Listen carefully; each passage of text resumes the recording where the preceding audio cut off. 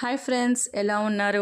ఇంకా క్యాంటీన్‌కి అయితే వెళ్తున్నాము. ఇదైతే మేము ఉంటున్న ఏరియా. ఇంకా టోరస్ అని ఆ క్యాంటీన్‌కి అయితే వెళ్తున్నాము. అది చాలా పెద్ద క్యాంటీను. అక్కడ ప్రతి ఒక్క ఐటెం అయితే దొరుకుతుంది. ఎలక్ట్రానిక్ సామాన్‌తో సహా ప్రతిదీ. ఇంకా అక్కడికైతే వెళ్ళాము. బ్యాగ్ అయితే ర్యాక్‌లో పెట్టేసి ఇంకా క్యాంటీన్ దగ్గరికైతే వెళ్తున్నాము. ఇందులో జ్యువెలరీ, రెస్టారెంట్, నార్మల్ షాప్స్, బట్టల షాప్స్ అయితే అన్నీ ఉంటాయి.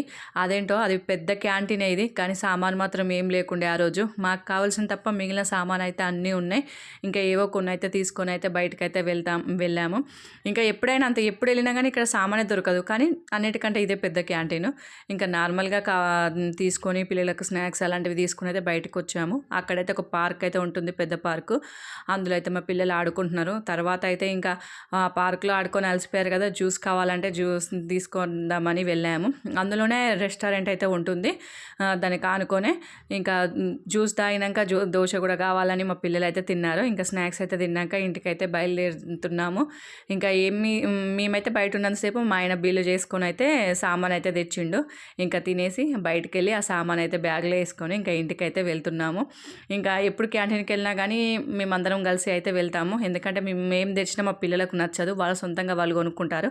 అందుకే వాళ్ళనైతే కంపల్సరీగా తీసుకొని వెళ్తాము.